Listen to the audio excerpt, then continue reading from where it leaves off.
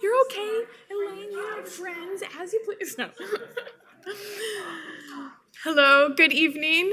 Thank you so much for joining us for our lecture, Reimagining Art and Nature, in conjunction, of course, with our special exhibition, Reimagining Nature, which is on view until October 20th. If you have yet to check it out, you will have an hour up in the galleries after we conclude today. And two, we will have some time at the end of the lecture for Q&A. And at that time, we will pass around a microphone so that our friends who are on our live stream on YouTube are also able to hear your questions. And with that note, if you would like to reference this lecture at all, you can find it on our YouTube channel, as after the live stream ends, the recorded version will be available there. So please join me in welcoming Dr. David Berry from the Marie Selby Botanical Gardens down in Sarasota. A hop and a skip over the Skyway, if you please. And, pardon me, David Berry is the Vice President for Visitor Engagement. He is also the Chief Museum Curator at the Marie Selby Botanical Gardens. He did his doctoral research at the University of Oxford with a focus on the history of museums, gardens, and libraries. Before that, David spent 10 years at the Ringling, also in Sarasota, serving ultimately as in the role of Associate Director before joining Selby Gardens in 2021. As Vice President for Visitor Engagement and Chief Museum Curator. David also teaches courses on the history of museums and the art of natural history at New College of Florida, and he's going to share some of that interesting information with us today. Please join me in welcoming him to the stage.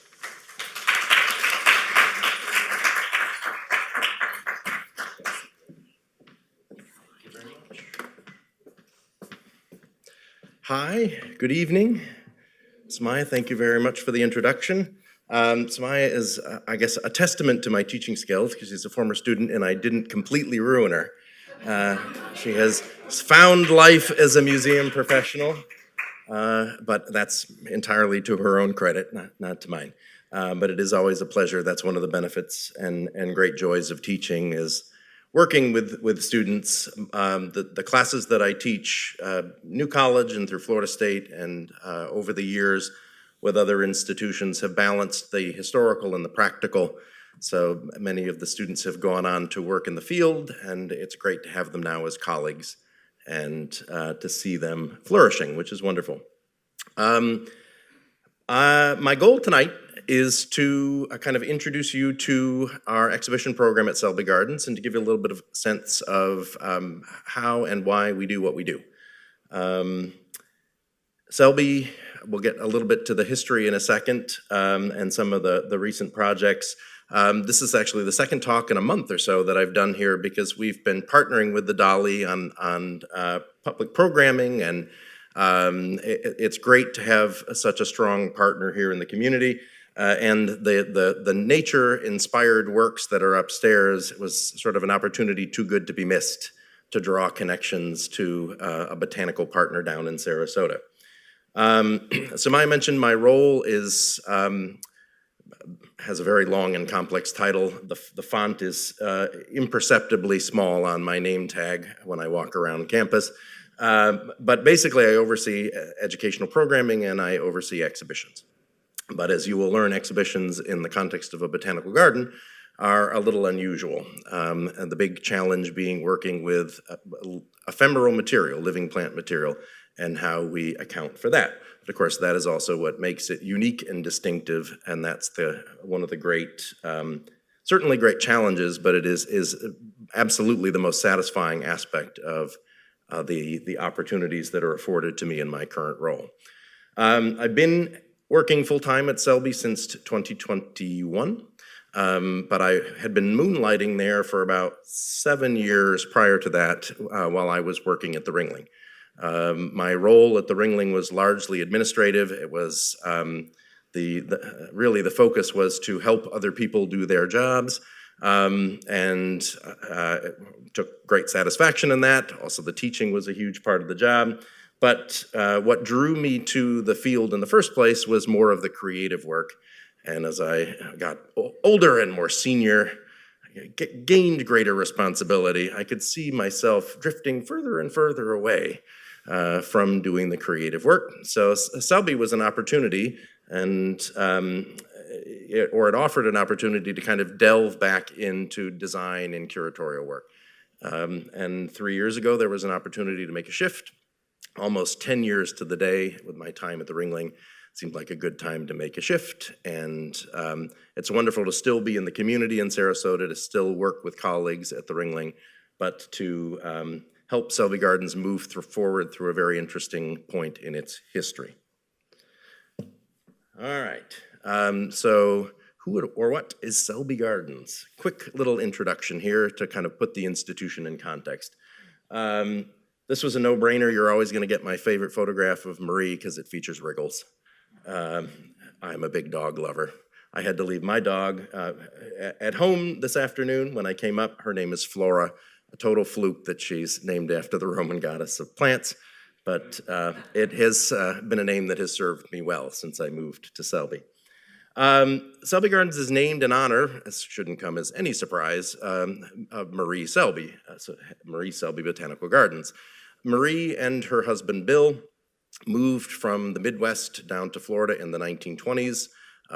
This was not an uncommon practice along this portion of the West Coast. And they bought property and they built a house in the early 1920s. Their home still stands. It is now, Marie probably would get a kick out of the fact we run it as a cafe, but it is one of two historic buildings on the property, and it was sort of the core of what is now our downtown Sarasota campus. So she and her husband lived there. That was their primary residence, and Marie remained in the house until 1971 when she passed away. For those who have been, you may take note of the sort of prime location of the downtown Sarasota campus. So when Marie passed on, she left to a group of trustees the property and funding to establish a garden for the benefit of the public. I think one, as a reflection of a benevolent spirit and a love for gardening. She was a founding member, for example, of Sarasota's garden club. But the other was she had seen the rise of condos along the waterfront, and they were creeping ever closer as she got older in life. And I think it was also a way to retain some green space in downtown Sarasota. So the garden is named in her honor, and it was her property that was really the root of that, and her funds that set it on its course. As mentioned, Marie passes in 1971. The gardens are founded by statute in 1973, and then they open to the public in 1975. Marie Selby, unquestionably the founder, in terms of the vision for the property as a garden for the public. But sort of equal recognition is due to the first generation of people who picked up and carried that mantle forward, because it's that group of people that give it its scientific focus. So Marie was very strategic in the appointment of the trustees to whom she left this responsibility, and they were very strategic in the appointment of the first director and the early staff. This photograph, a wonderful photo of our sort of intellectual founders, but a number of years ago we were using this in an exhibition, and someone asked, what do we think they're thinking about? They're all so serious. And now it just makes me giggle every time, because someone's response in the room was, they're probably figuring out where they want to go to lunch. I don't know that that was the case. They're laying out the gardens. They probably had deeper concerns. But the gentleman in the middle is Cal Dodson. Cal was Selby Gardens' first executive director.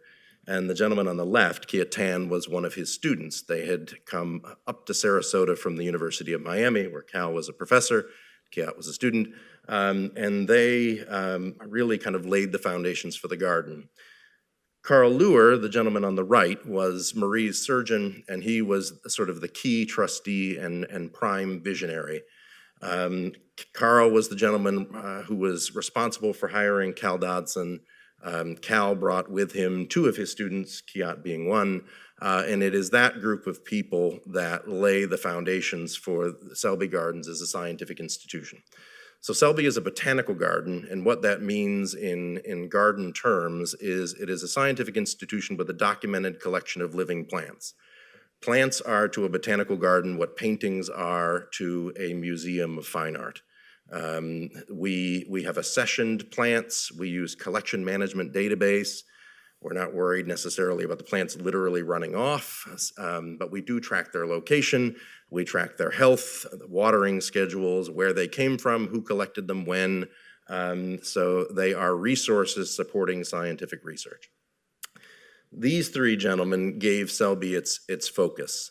In the years between when Marie Selby passed and the gardens opened, this group of people were consulting with the University of Florida and the botany department there, and with New York Botanical Gardens. And collectively, they came to the realization that Selby Gardens, the location in Sarasota, was uniquely well suited to the collection and display of epiphytic plants. Epiphytes are air plants, so these are plants that have evolved to live with their roots out of the ground.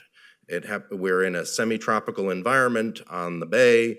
Selby is in a privileged position to be able to grow things that most other gardens in the continental United States you'd have to grow in a greenhouse. We do have large greenhouse collections, but the combination of sort of geographic or climatic zone and location on the waterfront made it really well suited to not be an encyclopedic garden trying to represent plants of the world, but to focus on epiphytic plants. And as a result, Selby is unique among botanical gardens worldwide in being the only garden that specializes in epiphytic plants. To put it into context, 10% of all plant species on Earth live this way, and there are examples of epiphytic species in every major plant family. To give you a little bit of an explanation, this is an example of an epiphyte. This is a beautiful orchid on a mount, as if in the wild you would see it, say, in the branch of a tree. So no single plant had the bright idea to literally leap out of the ground, kind of unroot itself and go up into the branch of a tree. But what has happened is that epiphytes over millions of years have evolved to basically find a better seat on the couch.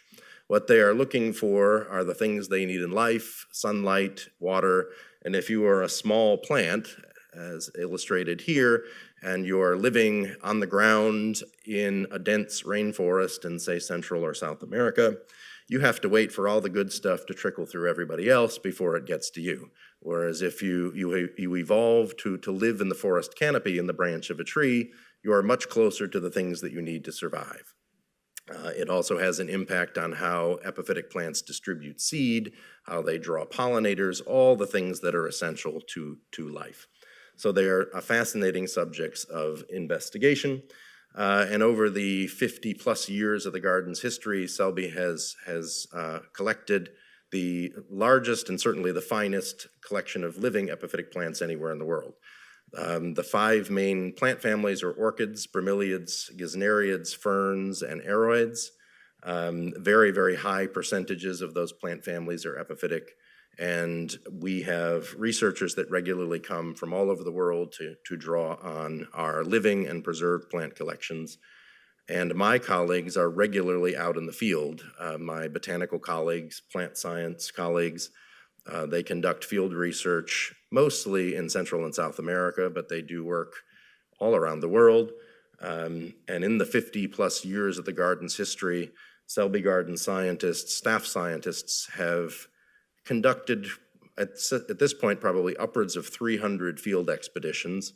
I would say it's hard to keep track of that number because it's probably 3 or 4 a year at this point. Colleagues that just recently came back from Colombia, for example. But in that time, they have contributed well over 2,000 plant species new to science. So it is a dynamic scientific research institution. And the reason that I mention that, it's less a focus of tonight's talk, but it is a kind of undercurrent. And you will see that with all of what we do, while there's bright color and heavy emphasis on the arts in our exhibition program, we're always trying to make connections to plants and to plant research when and where we can. And we do try to integrate collection material into the visitor experience. One of the challenges that pretty outdoor spaces face is that they're almost a little too compelling and convincing as pretty outdoor spaces. You can go and you can enjoy a stroll through the gardens and take great satisfaction in that, and that is a wonderful thing. But a lot of our visitors don't realize that, almost like a duck in water, the feet beneath the surface are paddling very rapidly, that there's a whole back-of-house operation that is conducting field research and cutting-edge science that is contributing to plant conservation and identification efforts all around the world. Earlier this year, Selby Gardens opened the first phase of a major master plan at its downtown Sarasota campus. A few years earlier, in 2000, Selby added a second companion campus about 10 miles further south from the property that Marie Selby once owned. That is known as Historic Spanish Point. The downtown Sarasota campus is largely exotic plants. It's the collection material relating to our epiphytic plant collections.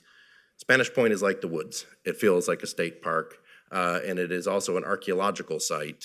Part of the property is shell midden, and it has a history of human occupation going back 5,000 years.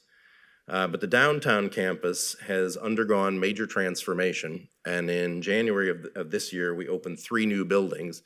The open canopy there and the small buildings, kind of kiosk-like structures underneath, is our new Welcome Center, and behind it, you can't see it very well, is a new plant research center with our staff offices, laboratories, collection storage for, we make an easy split between things that are dead and things that are alive. So all the dead stuff's in that building, except for my colleagues, they're very much alive. The plants pressed and dried or pickled, we'll get to that in a bit. What's running in front there is a very large, about 60,000 gallon lily pond, and what is out of picture is a new parking, restaurant, and shop structure. We are moving forward in the near future with the second phase of construction, which will be all new greenhouses and a new learning pavilion. So really getting truly to the heart of the operation, which is the living plant collection. The goal of this was twofold. One, to shore up our collections, because there are things both in the living and preserved collections that don't exist anywhere else. There are plants that don't exist in the wild anymore, and plants that are preserved that are unique records of organisms that are now extinct. And then again, the exchange of objects and information internationally is a vital part of conservation efforts around the world. So we are at sea level. We are right on the bay, actually between a bay and a bayou. So the newer buildings provide some greater resiliency, particularly from hurricanes, and they help us to shore up these vital resources. Also, being out in the sun presented the opportunity to become the first net positive botanical gardens complex anywhere in the world. So the 2 main buildings feature large solar arrays, and the gardens are able to generate more power through solar panels than they expend in the operation of those facilities. And the goal as we move forward is to maintain that, although giant glass boxes, temperature-controlled giant glass boxes out in the heat in Florida is going to be a bit of a challenge in terms of maintaining our net positive goal. And partly as a result of that achievement, and partly as a result of our exhibition program and the attention that has drawn in recent years, we were recently named to Time Magazine's list of world's greatest places in 2024, which has been great fun. And as my colleague, who's our head of marketing, has mentioned, it is the mystical unicorn that has earned media, because this is a list that is determined by Time's editorial board as opposed to something that is voted for on the part of the public. So we chug along, and kind of a new foundation on which we're building for the garden's future. but it is firmly resting on the foundation of Marie Selby and that first generation of staff. Another sort of key figure in what we'll talk about for the rest of the evening is my boss, who is featured here in the middle, Jennifer Romanicki. Jennifer is here with Carl and Cal. Both Carl and Cal have passed on now. Kiat Tan is still alive and a great supporter of the gardens. I don't know if anyone has been to Singapore, but Kiat was the key figure in the establishment of Gardens by the Bay in Singapore, which is one of the great sort of botanical wonders of the world. He is a wonderful person, a great supporter of the garden, and a major figure internationally in the botanical gardens world.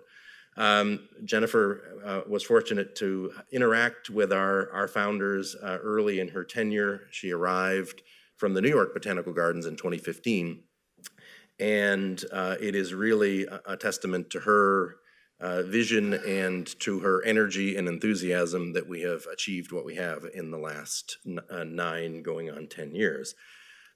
Key to the exhibition program is this vision for the living museum that Jennifer brought with her from New York.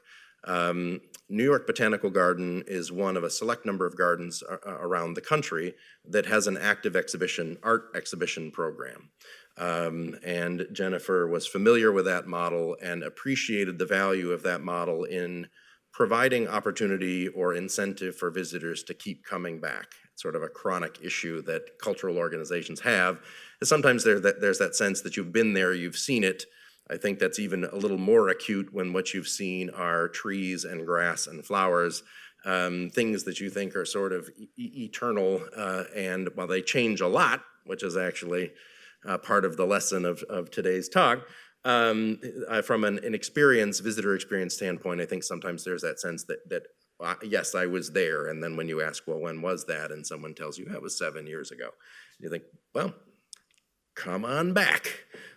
So in Jennifer's mind, a key to this was the introduction of this living museum exhibitions model. And in the last nearly 10 years, that has evolved to not just an operating model based on temporary exhibitions, but a kind of extension of our kind of a representation of the organization's ethos, that it is about engaging the public with nature in all of what we do. So we try to integrate the science into display, and we actually kind of work it in reverse. We find ways to enhance the research through the skill set that has developed from an exhibitions and design standpoint. So we work across departments pretty much all day, every day, and it makes it a really fascinating place to spend time. A couple things about the creative process, and this gets to what is unique about doing what we do in the context of a botanical garden. I should mention one of my colleagues, Ian, sort of caught me as I was leaving yesterday, and he said, remember to tell them these 2 things. So I will do that. Places like New York Botanical Garden, and New York does this brilliantly well, they work with artists to do extraordinary exhibitions, but really what the program is the siting of work in the garden, or it is the organizing of an exhibition in a more conventional museum space.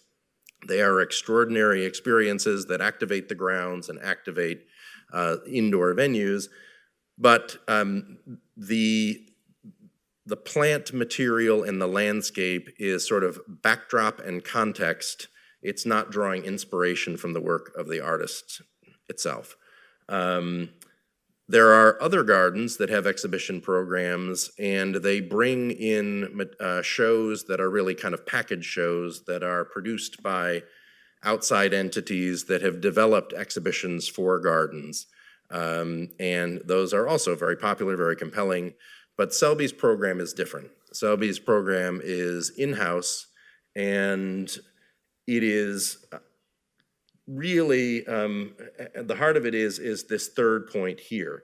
It is taking inspiration from the work of the artist being featured or the subject being featured and translating it from one medium into another.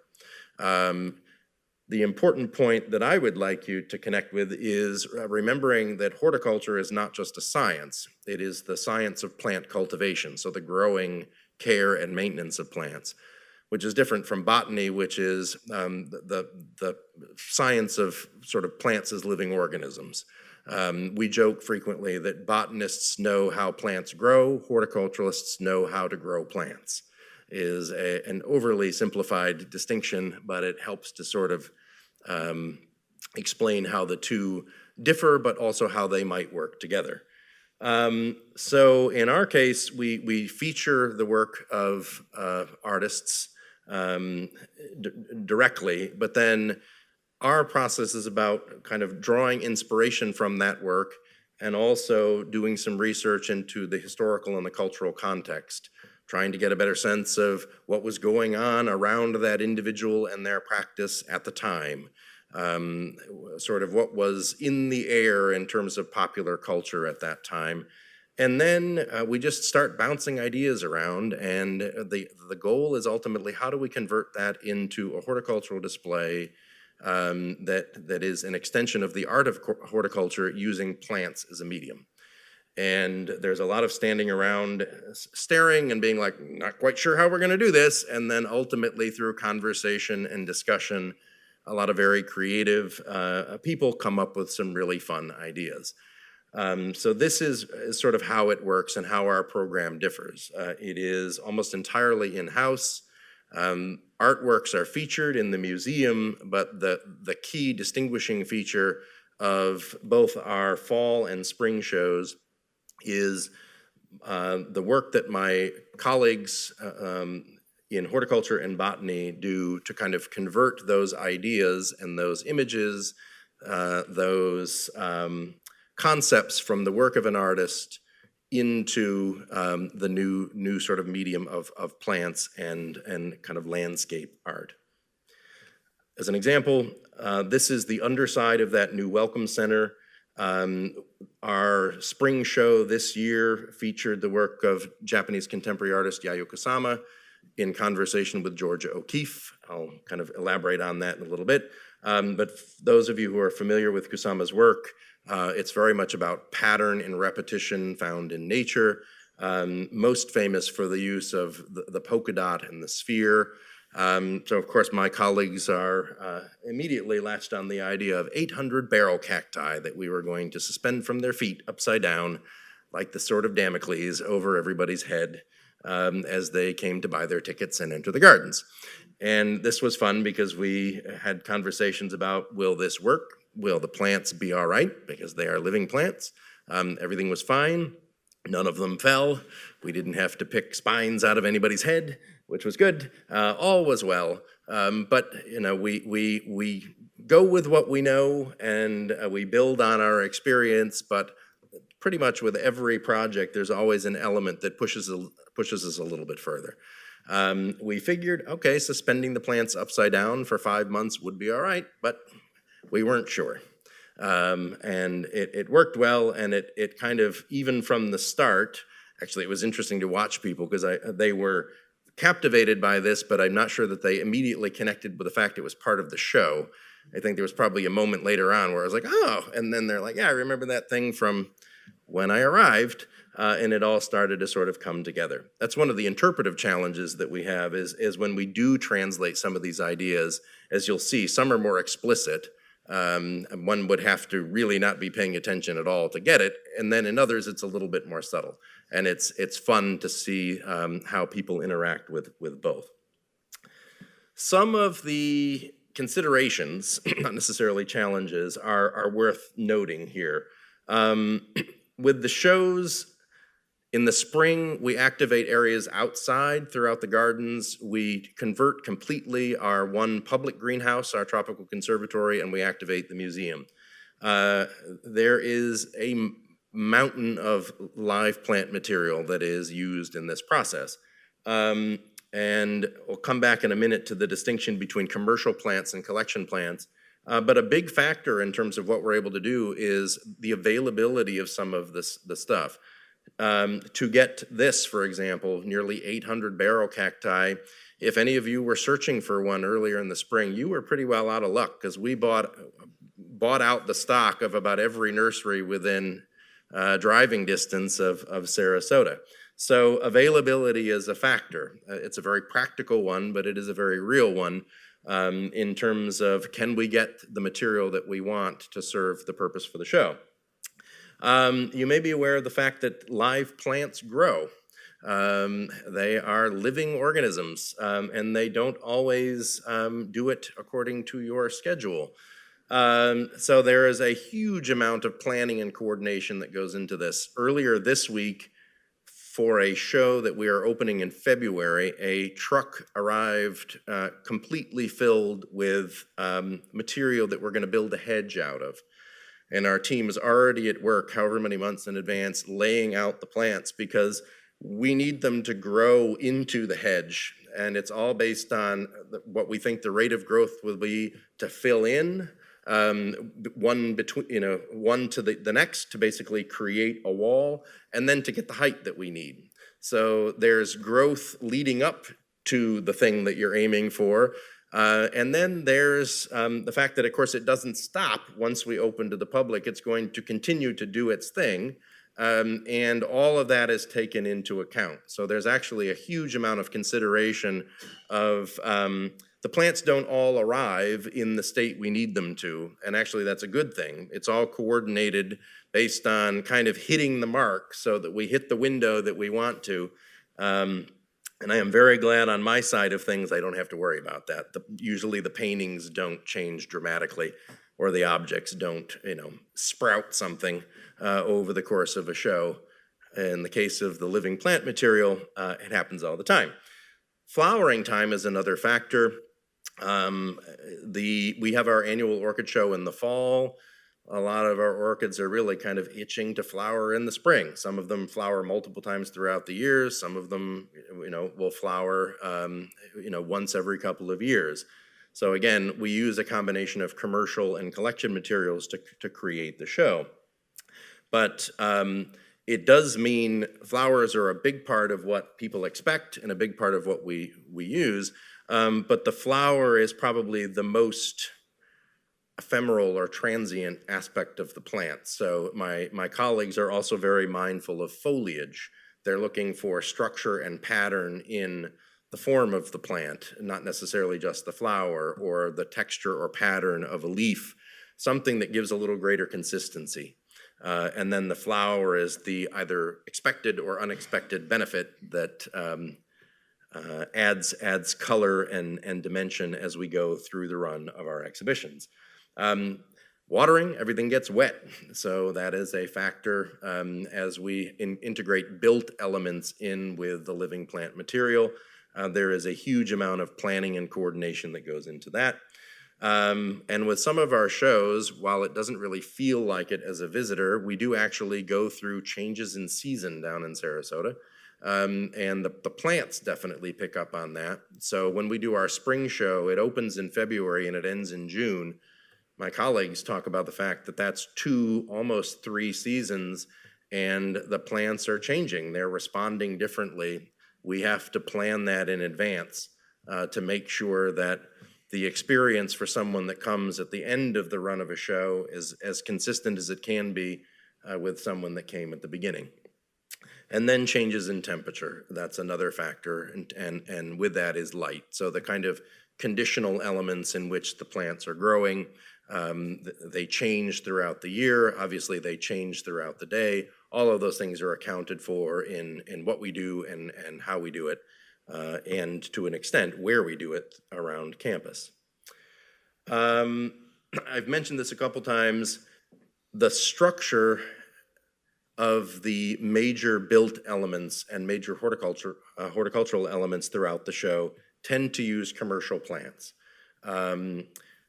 The easiest example as I can give is if you go to a commercial nursery and you walk through the sort of store areas, what you will see is row after row after row of plants of the same species, same size, shape, color. You have plants in multiples. That's how you get the 800 barrel cacti that all look the same. A botanical garden doesn't grow plants that way in its collections. If you go through our greenhouses with our collection plants, it's 20,000 one-offs. They're all a little bit different. So something like what you see here, this was an exhibition back in 2018 highlighting the work of Andy Warhol. That wall, that is one section of a wall that stretched 70 feet. There were 300 some odd bromeliads. Those are not collection items, those are commercial plants because we don't grow same size, shape, color to that volume. So the commercial plants that we bring in, they give structure, so they're kind of the backbone to the experience. They provide a degree of uniformity. They allow for pattern and repetition when we're aiming for that in our displays. And then that's where we get a lot of the consistency in terms of the experience. So in the case of the bromeliads, the color and the pattern, the form is the plant itself. We're not reliant on a flower. And those are going to remain consistent through the run of the show. The conditions have to be adjusted a little bit, but that looked pretty much the same on day one as it did at the end and vice versa. So consistency when that's what we're aiming for in terms of the visitor experience so that we're not completely reinventing the exhibition every day is helpful to draw on the commercial material. In between and around all that, we create opportunity to display collection material, the accessioned plants that are part of our research collections. And usually space is allocated for that. And if you came every week or so, you would see a collection item in the same location, but you would see a different plant. We cycle them in and out when they're in flower. But it's built into the design that there's an opportunity there. But we're not constructing a repeating pattern of plants on a wall with that material. That would be more the commercial material, again, to give structure and consistency. So it's an interesting balancing act of all those elements. Thought what I would do to kind of wrap up is to take you through some past shows, and this seemed like a good place to start. Back in, I'm gonna cheat, 2020, I should remember that, Selby collaborated with the Dalí Museum here in St. Petersburg and featured in the Museum of Botany and the Arts, which is the building that you see here on the left, prints from the Flor Dalí series that is currently on display upstairs. So the work of Salvador Dalí was featured inside the museum, and then our team, as you'll see in a minute, drew heavily inspiration from not only those works, but Dalí's work more broadly, the man himself, his life, his times, and as you can see, we had great fun through that process. I should mention the building that is the museum was the home of the Payne family. They were neighbors of the Selbys, and this is actually a listed building. It's on the National Register. So there are two historic homes on the property. They're sort of at different ends of the property. This has been operating as a museum structure since the late 1970s. Actually, Kiat Tan started exhibiting botanical material there during his tenure. And it's really been since Jennifer's arrival, the last 9 or 10 years, that it's been used to exhibit these sort of major collections of fine art.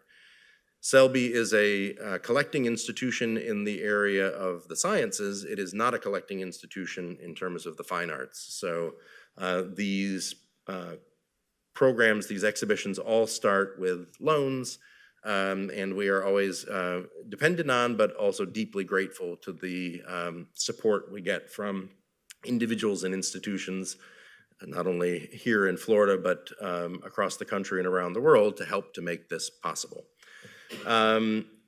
This is the side of the home. The home has a sort of Southern colonial portico facade with columns that would be around the corner to the right in the image.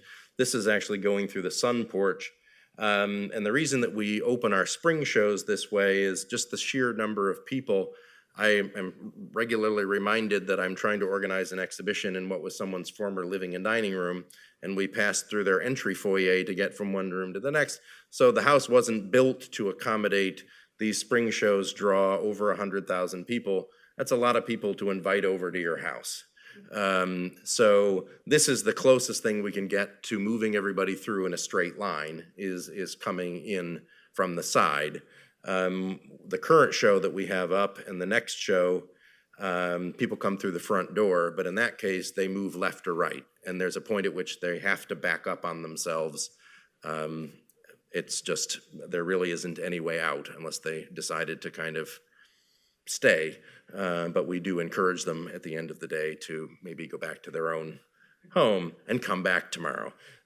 So this is the entrance as it was for the Dalí show. You can see the team having fun with Dalí's mustache and the incorporation of these built elements referencing the egg as a kind of a symbol, Dalian symbol. This I love, really fun. And my favorite work that the team does is where we actually do the least, where we sort of see things in our collections and in our environment, and we just sort of go from there. So this here is actually the knot in a tree, and someone saw the trunk of an elephant. Relatively simply, particularly when you see some of the other things that require much more in the way of heavy lifting, a few little enhancements and voila, you get this rather surrealist figure out in the landscape. Just the vision to sort of see it in this extraordinary ficus tree is pretty remarkable, and a great sense of humor and just the right level of execution to kind of get the point across and engage our visitors.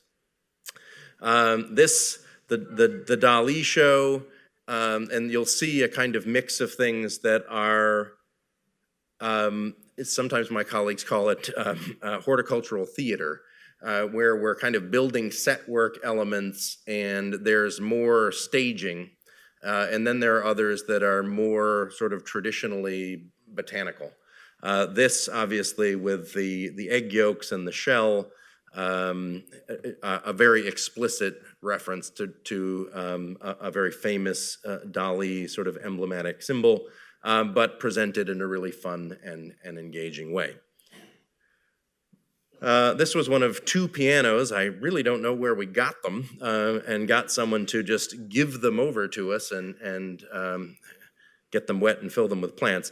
But this one is actually suspended from the ceiling of the tropical conservatory, and then used as a kind of base for this planting of orchids and bromeliads, ferns. You can see the Spanish moss and other things. The other one, I didn't include a photo of it, but you can find it online, was integrated into the koi pond. Our poor koi are subjected to many different exhibition elements. They generally respond pretty well, but we do encroach on their space on a relatively regular basis.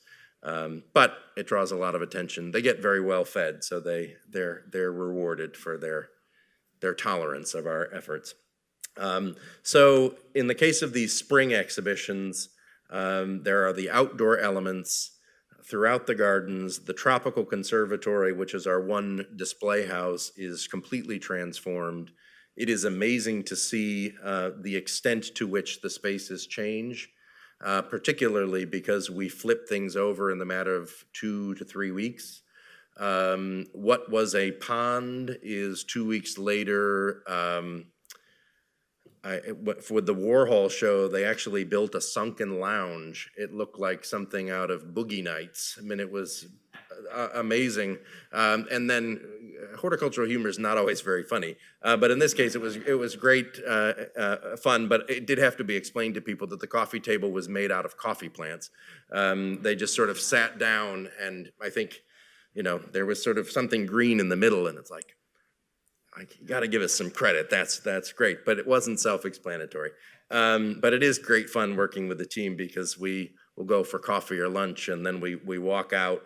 It's almost like ping pong. We just start kind of throwing ideas around. A lot of them are not good, and they get left. or they're rough drafts. Like, yeah, we're going to probably need to come back to that one. And that's just on a conceptual stage. As I mentioned before, with all this stuff, you go from the idea and how it reflects the work of the artist to figuring out in very real and practical terms how you're going to make this work. There is an enormous amount of labor that goes into doing these things. But it is incredibly rewarding to see people engage with the final product. The following year, in the spring, we featured the work of Roy Lichtenstein, riffing off of Claude Monet's gardens at Giverny. So these are two really wonderful Lichtenstein works that you can sort of see the reflection of Monet's bridge there. This was a hugely fun and popular show. Some of the built elements in this were really extraordinary. And it also was the first show where we brought together two artists in conversation. Really, we were exhibiting the work of just one artist, but that artist was referencing another. And our team then kind of went to town with both. But when we looked to Monet, it was always through a kind of pop art lens. And we had a lot of fun in the process. A few weeks before this was installed, it was basically a hedge. So the pond was built, the bridge was built. We didn't have a need for a replica of Monet's pond from Giverny when we were done, so someone bought it, and it just left one day on a truck. It was like, bye. But it was beautifully designed. It was incredibly solid. And again, you could walk over it, and it created this really wonderful interactive element out on the grounds. And you can see directly the inspiration for this coming from the print on the left. But again, an enormous amount of labor to build these elements, because there's a kind of filtration system to the pond to keep the water moving, all these things, and it gets even more sophisticated in time. It really is extraordinary to watch the team at work. Usually halfway submerged in the ground while I'm standing there being like, way to go, guys. Can I get you some water when I go back to my air-conditioned office? These were really fun, that kind of play with the lenticular tile. And this is a pop take on Monet's famous water lilies, or excuse me, haystacks. And as you walked around the gardens, obviously, with the tile, it gave you this sense of movement and transformation from the polka dot to the solid yellow. This was one of two takes on Monet's home. It was sort of like a set from a Wild West film. You could walk up and take your picture and other things. And this is really fun because it was a kind of take on his garden. But of course, the foliage in subtropical Florida is all wrong. So when you look at the detail, they actually were very successful in creating the sense of a sort of European garden. But there are plants there that you would not find because they are true to Selby and its collections. Again, always that nod to our research and our area of focus, but also what's going to make it through 5 months outside, running from February into the beginning of summer. And this was a variation on a theme in the Tropical Conservatory. So this is otherwise a normal tropical display house. Everything you see here built and transformed in a matter of weeks for the purposes of the show. And then when it's done, it goes away, which is really extraordinary. We do a huge amount of repurposing. That is another thing that we do in advance. The team thinks about how we can build things, how we can break them down, how we can sort of keep things moving, and how we can repurpose as much as possible without having an enormous storage facility somewhere where we're just waiting for the chance to use something again. It's a very conscientious but also very enterprising group to figure out how we can kind of give these things added life. A little bit of a change of pace in the following year, 2022, was a show. I should go back here for a second. Another effort to kind of bring two artists into conversation. And although in this case it was sort of artists with equal billing, the photographer Robert Mapplethorpe and rock and roller poet, author Patti Smith. We must have done relatively well with this because out of this experience, Patti Smith agreed to become our artist in residence, and she's been working with us for the last 2 going on 3 years. We are opening a show in November at Spanish Point of her photographs, so it's been a really fun and rewarding experience. But I was talking with Peter outside earlier, and it was one of the more surreal experiences of my professional life, leading the subject of a show around the show about her life and being like, here you are. Yeah. Presumably you remember that. And yeah, it was one of those sort of strange out-of-body experiences, but one I will never forget because she's an extraordinary person. But what we were doing was combining Robert Mapplethorpe's flower photography with Patti's poetry and lyrics. And it was really fun to sort of see how that took off. So this is the Museum of Botany and the Arts. This is not what the space looks like. You have, on a normal case, because it is a historic structure, everything that we build in the space, it can be easily dismantled. It actually doesn't affect the fabric of the building at all. But to give you a sense of what this room should look like, there is a fireplace with 2 recessed shelves on the right. There are 2 doors out to a sun porch on the left, and there's an enormous bay window at the end.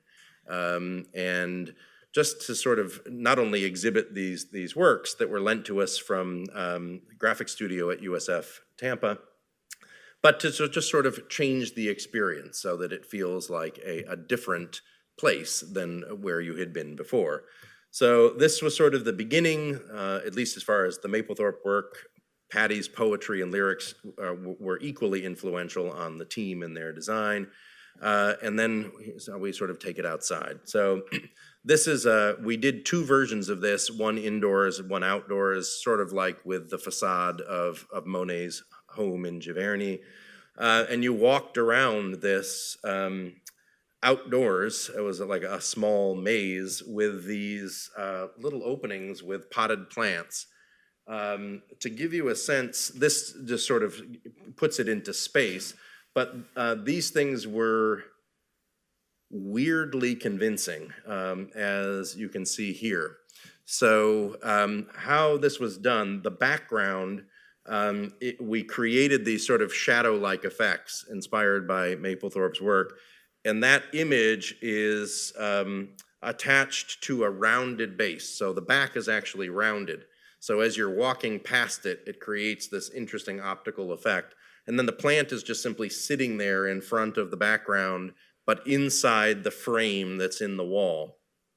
And it was great fun to watch people because they would be like, you would just sort of, they couldn't believe with some of them that it was a plant. And also interesting because we integrated, there was sort of the print shadow on the background with some of these, but then of course you're outside and you're under a tree canopy and that's casting shadow that's changing over the course of the day. So there were times when it was a little bit clearer that it was a dimensional thing, and then there were times like this where if you were flipping through this quickly,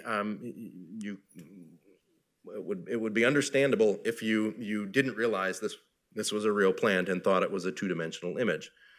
In the conservatory, we played with the idea of the gallery, the studio, and we went a little nuts with the use of the frame as a mount. And in this case, sort of built elements, but frequently looking for sort of ways of creating pattern and consistency. The horticultural elements are really more, I would say, sort of interpretive than they are in any way literal. There are definitely instances where, like with the egg in the Dalí show, where it's taking an explicit element of an artist's work and sort of playfully integrating it into the landscape. But a lot of it is trying to get to something a little bit more fundamental, and then kind of using it to give, to create a kind of vocabulary that we can play around with in different ways to sort of enhance the experience.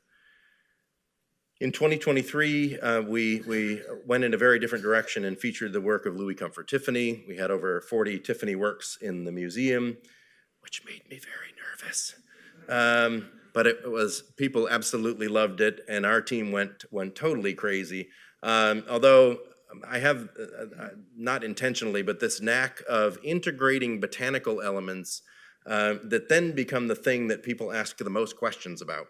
So on the right-hand side, we did 3 of these. In the entry foyer of the home, there are 3 French doors.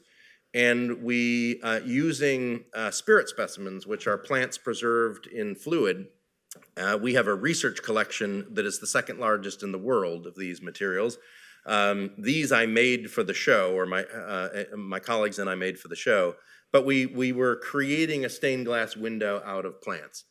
Nobody asked us a question in 5 months about Louis Comfort Tiffany, but multiple times a day. How do you do that? What's the fluid used to do it? Like, so I could have scrapped all the other interpretation and said, here's the formula for the Copenhagen solution if you want to do this on your windowsill at home. And it's always fun to see what people connect with and what they don't. But it was equally enjoyable for me as people turned the corner. Pretty much, to a person, their response was, whoa, because it doesn't really get captured in this image, but light, it's a window behind that, so the light is emanating through it, and it was really magical, and we had a lot of fun putting it together. A lot of alcohol used to preserve the fluids, and on occasion we got a little lightheaded, but we made it through, which was good. This is one of my favorite elements. This sort of gets back to what I was mentioning earlier about the things that I think are best are the simplest ones. One of our most iconic plants is a Moreton Bay fig that has these incredible roots. These are buttress roots. This is a tree from Eastern Australia. And the team picked up immediately on the fact that if you look at this from above, the roots look like the leading of a leaded glass window. So what this is hundreds and hundreds, if not upwards of 1,000 bromeliads in different colors, just sort of set out within the roots of this tree. And this was one when they finished, just standing there, I was like, that's brilliant. Like, it didn't need anything else. And it was, I think, one of the, it's certainly one of my favorite elements of all the projects that we've done. Kind of playing on that, infinitely more difficult, was laying this out. This is in the location of the bridge in the pond a couple years later. What you can't really see, but what was most difficult, this is a combination of crushed glass, landscaping glass, river rock, and various plantings, there is water that runs through the river rock channel. So the team decided not just that the rock would be the leading, but it was really the idea that the water would be the leading. And it's slightly pitched so that it actually cycles through. The water trickles back down to the pond and then is pumped back up to the other end, and it just keeps going throughout the day. This was one where regularly I would go out, see how everybody was doing, and they're halfway submerged in a hole in the ground to get it to work. But it was an incredibly captivating element. Far more labor intensive than that, but it was wonderful to have both to sort of see 2 variations on a theme. Another built element that was tremendously popular was the creation of this gazebo that referenced a Tiffany lamp. And this was heavier in terms of the set work. It's cut acrylic, but it was absolutely magical because what you're looking at on the ground, and you can see it from that aerial shot, is the reflection through the sun. The sun is so intense in some of these locations that the color was incredibly vibrant and very sharp. And we used this material in some other areas. We had a whole section of a path that had basically a wall of this material that cast kind of ribbons of color across the footpath. And then you'll see here, we integrated it into the conservatory. So we had these sort of built elements. This is about 3 layers deep. You sort of lose the sense of that in the photograph, but all built pretty much on site, thousands and thousands of plants, and up in this case for 4 months and then down. And what it looked like before and after, totally different. You would never know this was there, which is really extraordinary. And then sort of where we started here, the show that we had this year featuring the work of Yayoi Kusama, who in the 1950s, when she was still living in Japan, reached out to American artist Georgia O'Keeffe and began a correspondence. And it was an interesting way to sort of tell this fascinating story of mentorship and to kind of feature the work of both artists and riff off the work of both artists. So the show was A Letter to Georgia O'Keeffe. This was a work that was lent to us, this incredible 4-panel work by Yayoi Kusama, a part of her Infinity Dot series. And you can see the impact that this had on our team. So this was in the museum, and we decided to play with this idea, but we didn't want to do dots. You can't really tell yet, but the oval shape in the vinyl of the entry, this is what you saw with the Dalí show with the mustache in one of the earlier slides, is the shape of a river rock, a pebble, because we went from the dot of Kusama's work to this. And these are what are in the beds to the left and the right. And again, the amount of labor that goes into this is probably 1,200 river rocks that all had a hole bored in the bottom of them, and then we made river rock lollipops or mushrooms, and they all got put on a metal stick and planted in the ground. The anoles absolutely loved them. They were annoyed when we took them away. All the lizards, this was like lizard heaven for 5 months. And it was absolutely fascinating to watch people. It's the same sort of somewhat surreal effect of people like reaching down, wanting to try to grab them, trying not to, occasionally doing it and being like terrified because they pulled the top right off, putting it back on discreetly, and then asking us if they could have them when we were done. So it was a lot of fun, but you can see how we went sort of from this to this. And really, it was sort of the work to this, and then the entry was kind of an extension of this, which spilled over as well into the sun porch. Playing with the idea of repetition and pattern, Kusama works again with the dot form and repetition, patterns found in nature. Are big, and some of the works are referred to as nets. And then in this case, the team took it literally because we have yet to figure out a way to get a tillandsia to just simply sit in space. So the net is the mount for, again, upwards of 1,000 of these incredible plants that are suspended in a run of ficus trees on the footpath. And it was a really incredible experience to just sort of walk through a tunnel of over 1,000 of these slightly alien-looking bromeliads. And then indoors, all kinds of interesting elements. We featured the circular pavers throughout the gardens. What's in the back there are actually lenses in a panel, and we have really small plants, mosses and various other things that are mounted behind them, so you can actually use the lens as a magnifier to see things.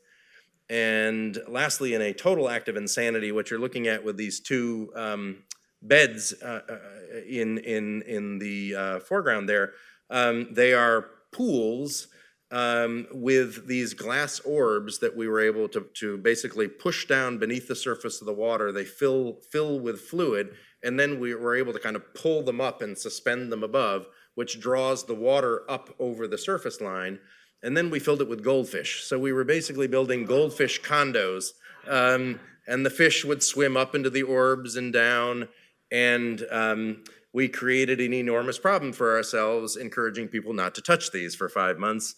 But it was great fun to watch people interact. And again, another way of playing with the idea of the dot, the sphere, and this sense of sort of infinity.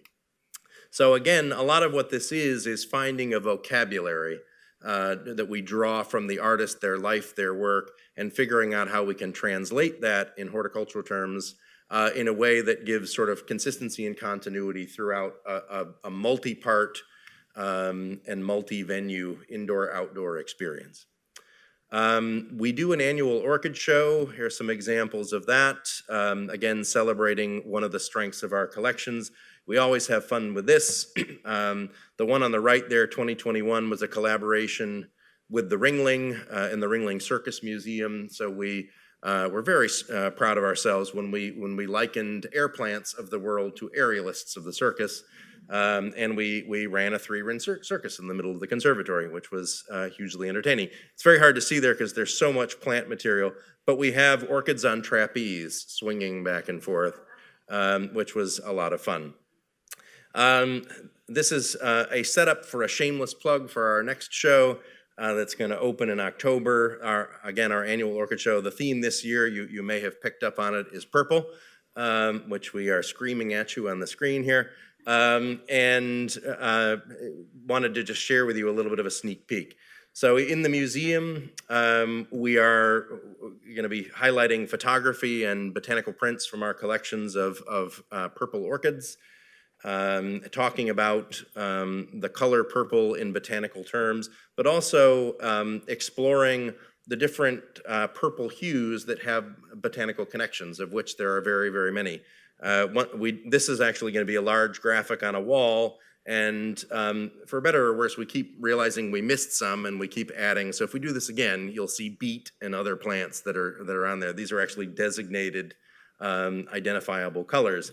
So we're playing with the color purple, which is really any red with blue and any blue with reds, which is what influenced this idea of a kind of spectrum of color.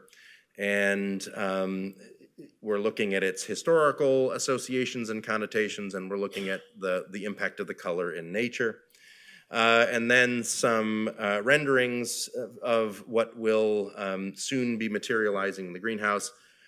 These make me laugh because when we started with this, we were sketching on napkins and everything was sort of hand-drawn, and now my colleague Nathan is sort of a master of the design software, and it does allow us to do infinitely more sophisticated things. So these are sort of renderings of the conservatory space and starting to layer in elements that are going to be a big part of the show.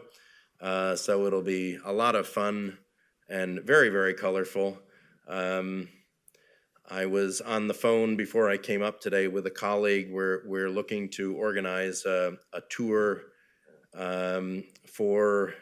we have a program called Tranquil Tuesdays that's for the neurodiverse community. And I was asked what was going to be a kind of sensory touch point in the show. And I responded that I think it would be easier to give you a list of what isn't going to be a sensory touch point in the show. It really is going to be very vibrant, to put it mildly. But of course, that is its point. So the show will run from October 5 to December 1, so the weekend after Thanksgiving. And then, as with all the others I showed you, what you see here will be removed, and we'll be setting up for the next kind of multi-sensory experience. So come down for a visit and take part, and thank you for your time. And we're a little over, but if you have any questions, I'd be happy to answer them. Thank you.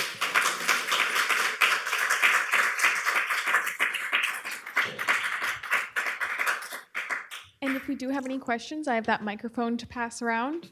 I have a question. Oh, no, for our streamers, please. Oh, sure. Hi. So I've been a member of the garden since 2018. So I've been able to see the evolution of the different spring series, and I've seen now Master Plan Phase 1, and it's incredible. I was actually at the garden this past weekend. In the beginning, there was a really good focus on doing workshops, and I participated in some of those. I did some of the Warhol printmaking classes, and I loved it. Is there going to be any sort of return to that? Yes. In Phase 2? Actually, well, no, more recently. One of the things that was sort of a 1-2-3 combo that led us, not purposefully, but sort of indirectly, to step away from that, First was the pandemic. Sure. Then the addition of the second campus, and then diving right into construction, which carried up until the beginning of this year. So with the Orchid Show, but certainly back in full effect when we get to the spring, all those programs or types of programs will start to come back online, in person as well as virtual. There was sort of a shift with certain things to virtual programming. You'll start to see more of a balance. So those opportunities will be back in full force again soon. That's fantastic. And I was lucky enough to see Patty Smith 3 times. Yeah, she's really wonderful. Yep, and she's has fantastic. been a great supporter of the garden. So. Yes.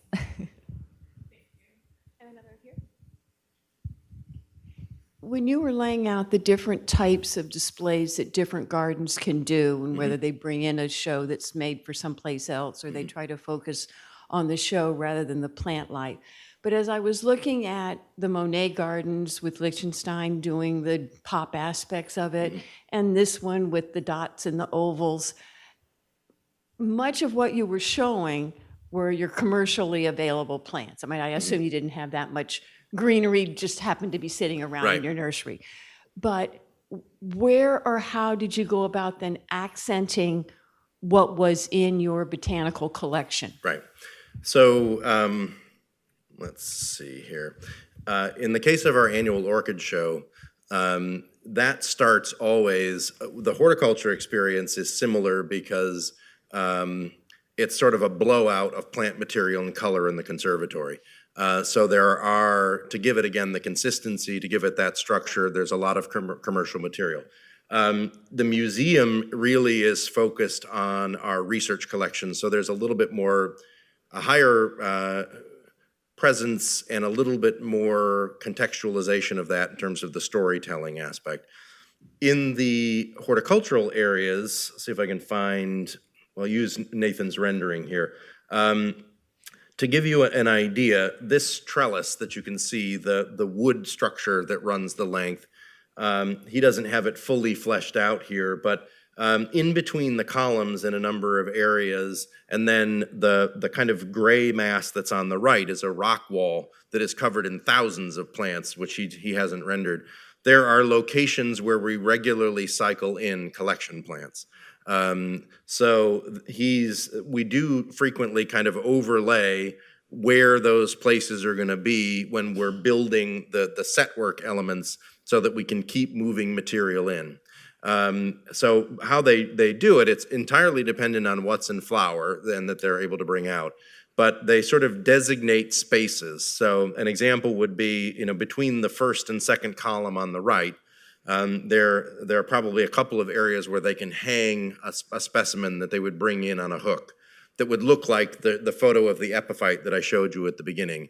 And they wouldn't know what it was going to be, but they know that they've allocated space in that location for 2 or 3 collection items that they would cycle through regularly over the course of the show. So for something like the Monet Gardens, where it looked like perennial gardens on either side of the walkway, you actually would have maybe a pedestal or some type of there can stand. be, yes. In those instances, there are collection materials that are permanent features of the outdoor experience. For example, the Moreton Bay fig tree that I showed you the aerial view of, that's a collection plant. So it's not something we move in temporarily and out. The whole thing is built around that. But of course, the tree, which is probably 100 feet tall, is more robust than some of the smaller materials that are in the greenhouses. So it's a little bit of, there's a consistent mindfulness of finding opportunity to integrate collection material, but it takes different shapes and forms, indoors, outdoors, and depending on the show and depending on the kind of built elements. So it varies a little bit, but we do what we can. But with the collection material, the desire to integrate into the shows is balanced with responsibility and stewardship of collection material. So that's always going to take precedent. It's a scientific specimen supporting research. We're never going to put it somewhere where we would be jeopardizing that. But throughout something like this, it's hard to tell, but there are probably 50 to 100 opportunities where regularly we'll be integrating collection material. And that's beyond the things that are physically living on that wall that are also collection materials that we don't touch. Sounds good. Thank you so much, Dr. Yeah, Berry. thank you. Thanks again for coming, everybody.